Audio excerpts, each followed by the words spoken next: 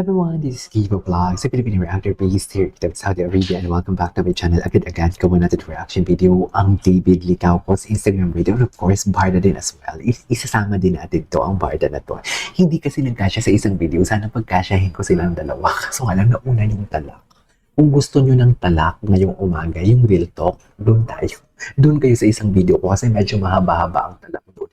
Di ba tama naman, Mami, kung totoong reliable source kayo and buo ang loob ng paniwalaan ang mga balitang pinapakinggan ninyo o mga nababasa ninyo, dapat hindi kayo magko-comment sa comment section ko na raw or daw. Bakit may mga ganun? Kasi kung may mga never nyo akong nakita or never nyo akong nagsalita na, uy, totoo raw, totoo. Kung hindi ako nagraraw or daw, kasi for sure, dear, kahinaan ng loob yan. Dapat firm kayo sa pinapaniwalaan ninyo. Ang dami na ninyong binato kay David na chismis. Ni isa, wala kayong may pakitang resibo. Ang sabi ko nga, may anak, may kasama sa Hong Kong na babae, ibang babae, tapos ng Holy Week sa Australia, may ibang babae doon nakasama si David. So, asaan? Asaan, Mami? Pakitaan nyo kami ng what do you call this, ng how do I say this? Pakitaan niyo ako ng resibo kasi up until now, ang dami niyong chinichismis eh. Ni isang resibo, wala kayong nilabas. Sa totoo lang, ni isang resibo. So basically, hindi kami maniniwala kasi, di ba, ako, pag nagkukwento ako from my source talaga, doon ngayon hindi na ako nagkukwento. Tapos may nagtatanong pa. Ang sabi nila talaga sa akin, Sir KJ, di ba may source ka? Itanong mo naman kung ganito, ganyan. Uy, hindi na. Di ba? Kung si Barbie nga sinasabi niya na friends as sila, pero special si David sa kanila. Mean to say, we should respect their privacy. Kung ano man meron sa kanila. Makontento tayo sa nakikita natin. Makakontento tayo sa nare-reveal natin. Pero kasi minsan hindi talaga tayo makukontento kasi contradicting. Contradicting ang nakikita natin compare sa sinasabi nila. Friends pala yung mga ganun. Yung sa showtime nila, friends lang pala yun, pero it's okay. Because kung dyan, komportable si Barbie na sabihin yung mga ganyan, it's totally fine. Diba? Anyways, without further ado, let's all watch this. Alam mo si Ginoo, pawis na pawis talaga siya dito. Ibang-iba ang pawis. Iba si Ginoo pag magpawis. Gwapo talaga ni Ginoo. Alam mo yung kahit ganyan siya kapawis, pero hindi siya maasim tingnan.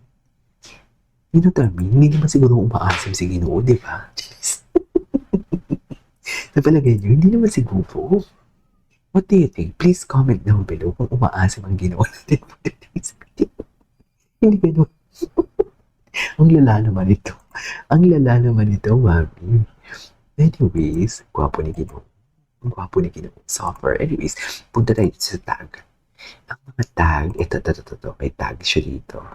Ito din ata to, parehas lang din naman pala. Dito tayo sa tag. Kasi gusto niya talaga ng chismis, sa tag kayo pumunta. Andyan yung chismis. Ay, player of the game naman pala si Ginoo natin for today's video. Ano ko, seryoso. Stress niya talaga, pampakuha niya talaga ng stress yan.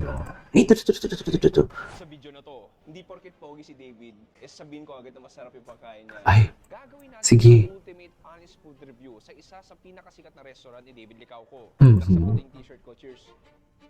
Ito yung magiging unbiased. Medyo naninibago lang ako. Ito yung magiging honest food review. Sabi ni David, the best tapa in town.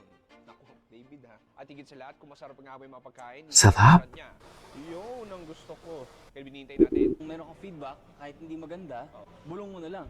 Bulong mo na lang. Chua! Bulong mo na lang. Atake. Boom! Pare, isang magandang araw. Nandito tayo sa Quezon City, dito sa Opus. Tingnan natin. This will be a special episode dahil bibisita tayo sa isa sa mga restaurants ng kaibigan ko. May good friend, natawag siyang pambansang ginawa. Marami siyang pinagbidahan ng mga pelikula, teleserye, Netflix, Prime, kahit ano nandun sa... Pero bukod sa pagiging artista, kilala rin siya bilang isang negosyante. Marami siyang mga kainan, restaurants dito sa Metro Manila at pupuntahan natin yung isa sa mga bagong branches niya dito sa Opus. So nandito tayo sa Sobra Cafe. Sa video na to, hindi porket pogi si David, sabihin ko agad na masarap yung pagkain niya. Sige. Gagawin natin isang ultimate honest food review sa isa sa pinakasikat na restaurant ni David Licao. Okay, anyways, napanood na natin yan. Tingnan natin yung mga tag niya. Ay! Who took the photo? I think I love you. Kaya alam mo, excited ako ipalabas nila kung kailan lalabas yung kanyang, what do you call this, kung kailan lalabas ang kanyang um, official music video sa totoo lang. Anyways, tingnan natin dito sa YouTube Shorts kung ano yung mga bago sa YouTube Shorts ng Barda. Tingnan natin. Ay, atake. Ay, atake to. Bago to ah. Ay, hindi pala. Hindi pala siya bago. Ay, taray. Oh, di ba? Friends lang pala yan. Jeez. Pero dito friends lang sila. Pero yun na nga, hirap na hirap akong paniwalain yung sarili ko na walang overlap. Pero wala naman talaga. Wala naman talaga. It's just, si David lang kasi talaga. Ang lala dito eh. Sa totoo lang. Ang lala niya talaga dito. Ay, ito. Ah, the BTS.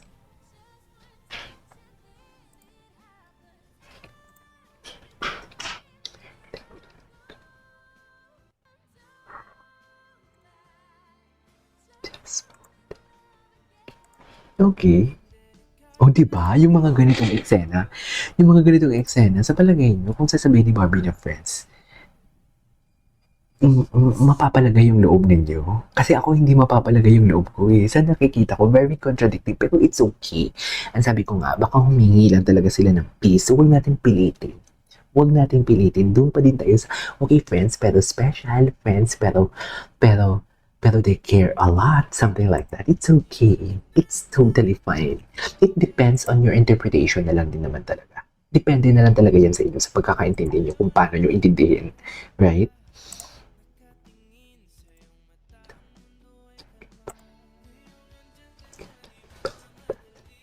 Okay. What's next? Delikado. Diba? Anyways, yung gusto ko may... Ay, tara.